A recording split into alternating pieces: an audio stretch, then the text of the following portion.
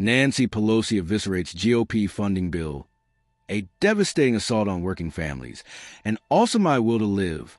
In yet another episode of Congress Gone Wild, House Republicans have unveiled their latest masterpiece in legislative sabotage, a government funding bill so absurdly tilted toward the ultra-rich that even Elon Musk had to pause his latest space colony plans to applaud. Former House Speaker Nancy Pelosi wasted no time torching the bill, calling it a devastating assault on the well-being of working families, and also, presumably, on logic itself. This is not governance. This is hostage-taking with extra steps. Pelosi, who has spent decades deciphering the Republican playbook. Step 1. Give billionaires more money. Step 2. Cut everything that helps poor people. Step 3. Pretend Jesus would approve. Describe the bill as a false choice between burning the house down or letting the burglars redecorate. On one hand, Republicans are threatening a government shutdown because apparently they think workers shouldn't get paid unless they own a yacht, Pelosi said. On the other, they're proposing a blank check for the ultra-rich, signed in Mar-a-Lago and personally sent it with Kevin McCarthy's tears.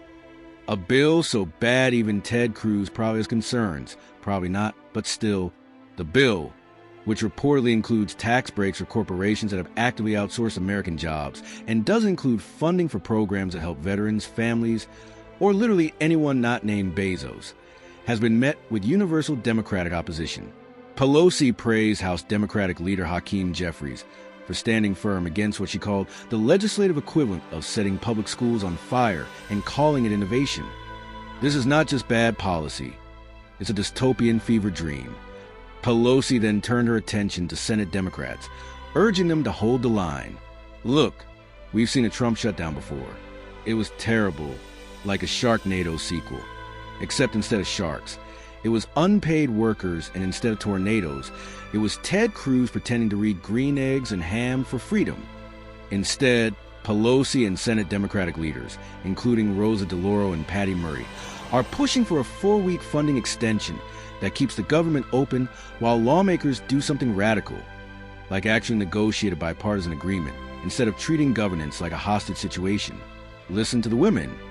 Pelosi made sure to emphasize that Democrats, and particularly the women of Congress, have a better plan. We could solve this if Republicans put as much effort into funding the government as they do into banning books and deciding which M&M is too sexy. Pelosi ended her speech with a rallying cry. We are not falling for this. We are not letting billionaires turn America into their personal tax-free amusement park. And we are not about to let the Republican Party turn the U.S. government into a deleted scene from Mad Max, Fury Road.